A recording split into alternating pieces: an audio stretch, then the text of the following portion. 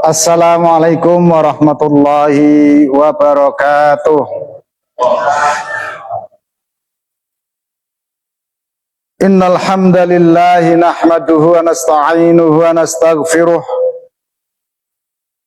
wa natubu ilaih wa natawakkalu alaih wa na'udzu billahi min syururi anfusina wa min sayyiati a'malina man yahdihillahu fala mudhillalah wa may yudlil fala hadiyalah.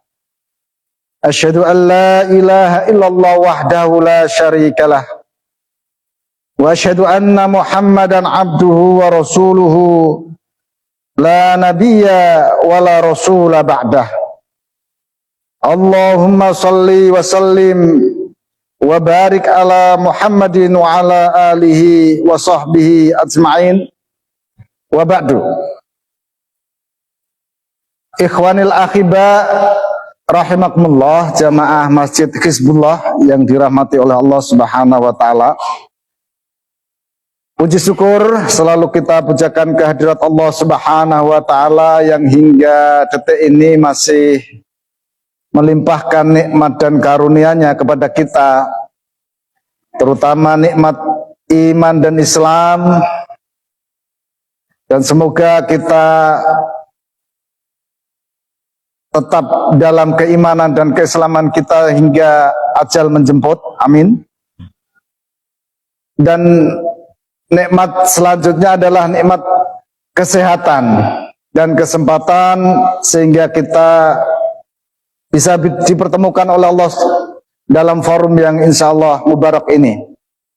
Salat dan salam semoga selalu tercurah terlimpah atas junjungan kita, manusia yang kita cintai sebagai qudwah kita, Nabi Agung Nabi Muhammad sallallahu alaihi wasallam, yang telah dengan penuh dedikasi menunaikan amanat dari Rabbnya, yakni menyampaikan risalatul Islam meskipun nyawa menjadi taruhannya. Ikhwanil akhibah rahimakumullah.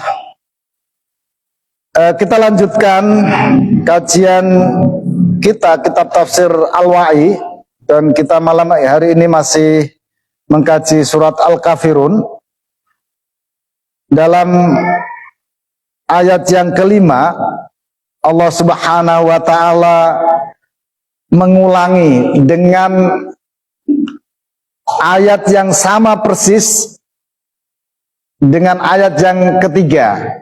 Jadi kalau ayat kedua dan ayat yang keempat itu secara makna hampir mirip, tetapi redaksinya itu berbeda. Ayat kedua la a'budu, sedangkan ayat keempat wala ana abidun. Itu secara makna hampir sama, tetapi redaksinya berbeda. Kalau ayat kedua itu dalam bentuk jumlah fi'liyah, ayat yang keempat itu dalam bentuk jumlah ismiyah. Dan jumlah ismiyah itu lebih kuat secara makna daripada jumlah fi'liyah.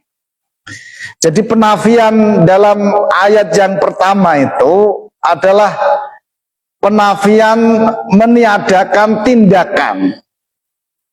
Sedangkan ayat keempat itu meniadakan kemungkinan, gitu. Jadi ayat yang keempat wala ana abidun, saya tidak mungkin, gitu, menjadi penyembah terhadap Tuhan yang engkau sembah. Itu dalam pandangan Ibnu Taimiyah, sebagaimana dijelaskan di dalam kitab tafsirnya Ibnu Katsir, tafsir Al-Quranul Azim. Jadi Ibnu Katsir ini adalah satu di antara murid-murid Ibnu Taimiyah. Meskipun beliau berbeda dalam banyak hal dengan gurunya, tetapi beliau juga tetap mengagumi gurunya. Dan murid yang paling mengikuti dengan gurunya, yakni Ibnu Taimiyah, adalah Ibnul Qayyim Al-Jauziyah. Lah ayat kelima ini tuh redaksinya sama persis dengan ayat yang ketiga. Wala antum, dan tidaklah kalian semua, dalam bentuk jumlah ismiyah, abiduna, itu menjadi penyembah-penyembah dalam sigat isim fa'il, ma'abudu, apa yang aku sembah. Jadi yang kedua ini dalam bentuk jumlah fi'liyah, ma'abudu. Nah, pengulangan di dalam bahasa Arab ada beberapa pemaknaan oleh mufassir yang berbeda terkait dengan pengulangan di dalam surat Al-Kafirun ini. Sebagian mufassir menyatakan bahwa pengulangan ayat yang kedua dan diulangi ayat yang keempat, kemudian ayat ketiga diulangi redaksinya sama persis dengan ayat yang kelima. Pengulangan itu adalah sebagai bentuk taukid dan takkid, penegasan. Seperti kalau kita orang Jawa itu ora ya ora gitu. Jadi kata ora diulangi, ora gitu. Itu menegaskan gitu. Lah, di dalam bahasa Arab ketika diulang itu bagian dari takkid, penguatan, penegasan gitu. Jadi tegas, tidak ada ragu-ragu, tidak ada kebimbangan sama sekali. Sehingga kemudian ini memutus harapan dari orang-orang kafir Quraisy terhadap sinkritisme yang ditawarkan. Tahu sinkritisme nggih? Sinkritisme niku nyampur-nyampur wes gitu. Gitu, campur baur gitu. Jadi kalau al-haq dicampur dengan al-batil itu digambarkan oleh Ustadz Abu Bakar Basir itu sebagaimana kalau susu dicampur air comberan, banyak peceren gitu. Jadi meskipun susunya sak gelas, campuri wong tetes mawon, tes gelem gitu. Mau nggak? Nggak mau gitu. Nah itu sinkritisme. Jadi dan ini ternyata berlaku bagi pengemban dakwah. Siapapun dia, kapanpun, pasti akan mengalami tawaran ini. Dalam satu riwayat, surat Al-Kafirun ini diturunkan oleh Allah Subhanahu wa Ta'ala itu pasca Rasulullah Shallallahu Alaihi Wasallam itu dilobi oleh para pemuka Quraisy. Siapa Rasulullah itu? Rasulullah itu pemimpin dakwah tingkat elitnya. Kalau yang tingkat bawah itu tidak akan ditawari, seperti Bilal bin Rabah, kemudian Sumayyah, kemudian Yasir, itu tidak akan ditawari kue kepengen jadi wong sing paling sugih, tidak akan, langsung ditindas. Tapi kalau tingkatannya di elit, biasanya pimpinan pusat ya, itu akan ditawari. Makanya Rasulullah itu ditawari, maaf, nek kowe kepengen dadi wong sing paling sugih, awak-awak dhewe iki siap ngumpulno bondo-bondo, kowe iso dadi sing wong paling sugih sak Mekah. Siap. Syaratnya mandek. Ling dakwah mandek gitu. Aja ngelek-ngelek ya gitu, aja ngelek-ngelek sing wis lumaku, sing wis kedaden, sing wis berjalan jangan diganggu. Nek kowe kepengen kawin, pengen nikah, siapapun wanita yang kamu inginkan, kami siap menikahkannya denganmu. Nek kue kesambet gitu, orang Jawa tahu kesambet gak? Kerasukan jin gitu. Yang kuno niku kesambet ngono. Kami siap dengan harta kami mengobatkan kamu, mencarikan dukun untuk mengobatimu. Ketiganya ditampik oleh Rasulullah Shallallahu Alaihi Wasallam. Nek kowe jemoh ngono, wes saiki api-apian, ora elek-elekan, kan gitu kan? Setahun kowe ngibadah karo Lata, Manata, Uzza, Ubal, wes pokoknya sing disembah wong Quraisy gitu. Gue setahun ganti wong Quraisy nyembah Gusti Allahmu gitu. Kan apik kan? Gitu. Ora usah tukaran, ora usah gegeran, wis damai mawon gitu. Nek sing bener aku, kowe ya untuk bagian kan melok kan gitu. Nek sing bener kowe, aku ya untuk bagian. Jadi wis win-win solution gitu. Kita ketemu di tengah-tengah gitu. Nek kowe bener, aku entuk bener wong aku ya melok kowe. Nek sing bener aku, kowe ya mentok gitu. Kan apik niku. Elek napa sih? Gitu. Lah, ayat ini sampai diulang itu ada yang memberikan pemaknaan bahwa itu takkidan sebagai penegasan bahwa Rasulullah tidak mau gitu. Ada yang memberikan pemaknaan begini. Ayat kedua dan ketiga itu menafikan fil madhi. Saya tidak menyembah Tuhan yang kamu sembah di masa lalu. Kalian juga belum pernah menyembah Tuhan yang aku sembah di masa lalu. Lalu ayat keempat dan ayat kelima itu menunjukkan zamanul mustakbal. Kowe ora bakal jadi penyembah. Artinya ayat ini menegaskan bahwa orang-orang yang mendatangi, para tokoh Quraisy yang mendatangi Rasulullah Shallallahu Alaihi Wasallam untuk menawarkan itu kerjasama itu, mereka tidak akan pernah masuk Islam. Mereka akan mati dalam keadaan musyrik. Dan bahwa Rasulullah Shallallahu Alaihi Wasallam tidak akan pernah melakukan isyrak. Karena apa? Karena yang ayat keempat kelima itu fi zamanil mustakbal, untuk masa yang akan datang.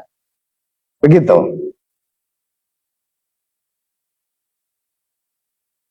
Kemudian ada pemaknaan lain bahwa ayat yang pertama itu meniadakan peribadahan, menyatakan bahwa Tuhan yang aku sembah berbeda dengan Tuhan yang kamu sembah.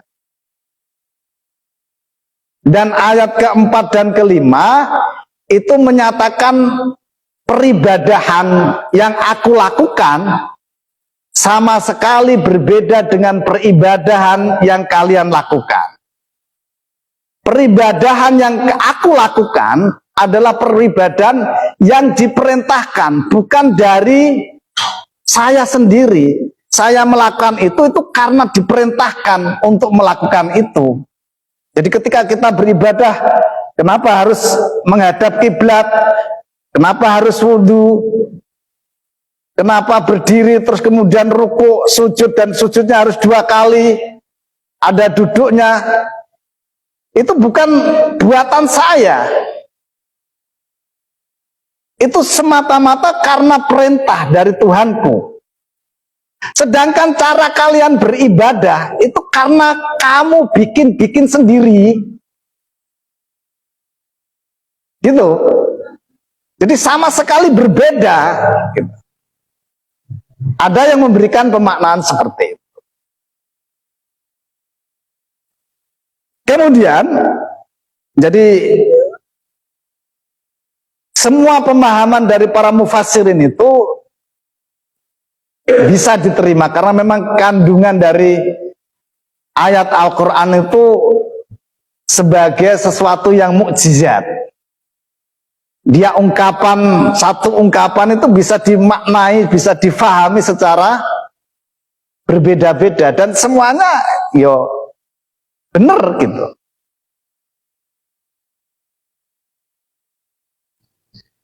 Jadi dan kemudian memang orang-orang yang melobi Rasulullah SAW kemudian hari itu tidak ada yang masuk Islam.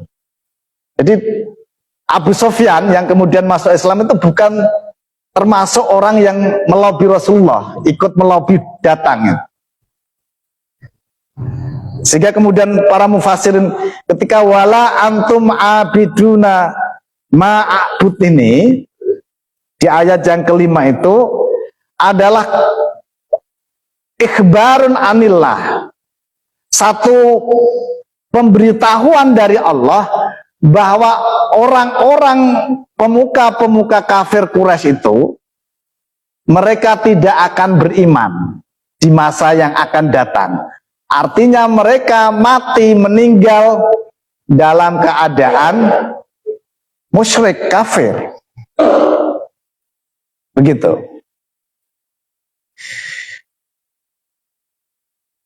Dan pengulangan-pengulangan ini di dalam Al-Quran banyak. Contohnya di dalam surat Al-Rahman. Ayat fabi ayyi ala'i rabbikuma tukadziban. Diulang berapa kali itu? Kemudian di dalam surat An-Naba, kalla saya'lamun, summa kalla saya'lamun. Diulang. Dan itu untuk takkidan, menguatkan, menegaskan. Kemudian di dalam surat An-Nasrah, fa inna ma'al usri yusra, inna ma'al usri yusra. Sungguh bersama kesulitan itu ada kemudahan. Sungguh bersama kesulitan itu ada kemudahan yang lain. Di dalam surat An-Nasr ini sebenarnya kata yusron itu ketika dalam bentuk nakirah, nakirah itu undefinitif. Undefinitif niku tidak tertunjuk. Apa? Dia nakirah bukan makrifat. Kalau nama itu kan makrifat. Budi berarti orangnya sudah itu, nggak bisa difahami yang lain. Tapi kalau laki-laki itu nakirah. Berarti bisa siapa saja selama tidak perempuan. Tetapi kalau laki-laki itu ar-rajul, laki-laki tersebut, maka itu makrifat, nggak bisa dinganu. Berarti laki-laki itu ya yang itu, bukan yang lain gitu. Lah, di dalam surat An-Nasr ini ketika Allah mengatakan usri itu dikasih al, dia makrifat. Sungguh bersama kesulitan tersebut itu ada kemudahan. Sungguh bersama kesulitan tersebut itu ada kemudahan yang lain. Sehingga kemudian ayat ini yang meskipun diulang bentuk redaksinya sama, hanya berbeda dengan harfu fa, itu bermakna problem, satu problem itu ada kemungkinan paling minim dua cara penyelesaian. Karena al-usri itu bentuknya makrifat, berarti tunggal dia. Antara yang disebut pertama dan yang kedua itu sama, satu problem. Sedang kata usron, yusro, kemudahan itu antara yusro yang pertama dengan yusro yang kedua itu kemudahan yang berbeda. Sehingga kemudian ayat ini tuh menyatakan setiap satu problem itu ada dua cara penyelesaian. Begitu. Ini tradisi cara kebiasaan orang Arab berbicara. Gitu. Kemudian kita lanjutkan ayat terakhir, yakni ayat yang ke-6. Allah Subhanahu wa ta'ala memerintahkan kepada Nabi dan Rasulnya untuk menyampaikan kepada orang-orang kafir Quraisy, lakum dinukum waliyadin. Lakum untukmu, dinukum agamamu. Apa itu din?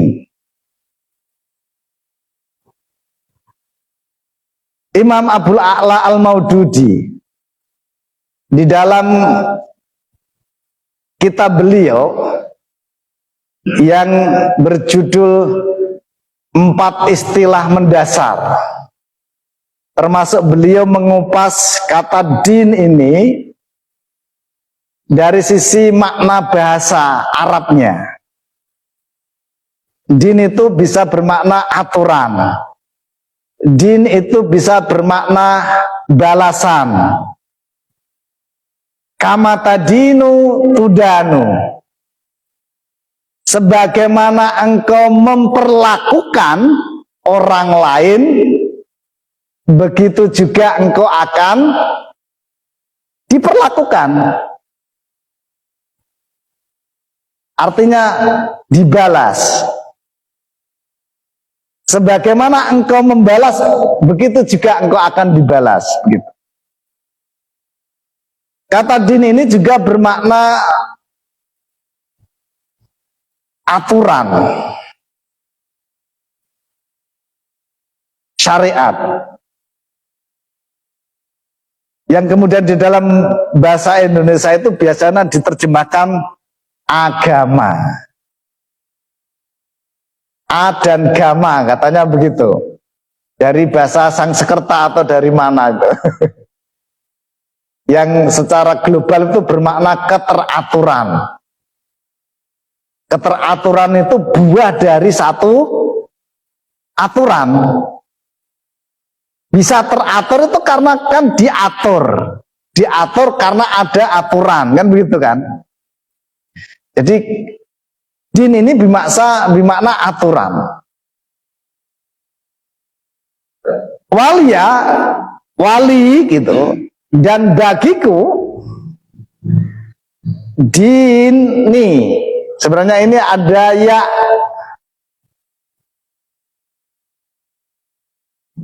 mutakalim wahdah. Jadi waliya dini gitu. Waliya din, dan bagiku agamaku. Ini adalah baro'ah, cuci tangan, berlepas diri yang diperintahkan oleh Allah Subhanahu wa ta'ala kepada Rasulnya untuk disampaikan kepada orang-orang musyrik. Bahwa saya tidak ada hubungannya dengan agamamu, dan agamamu tidak ada hubungannya dengan saya. Jadi kita sudah berbeda.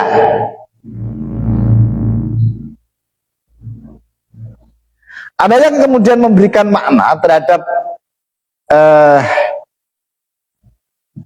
ayat ini, lakum syirkukum wali tauhidi, bagimu kesyirikanmu dan untukku tauhidku. Begitu. Kalau kamu menganggap Tuhan berjumlah banyak, itu bagimu. Bagiku Tuhan itu hanya satu. tidak ada yang lain. Ada yang memberikan makna bahwa ayat ini bermakna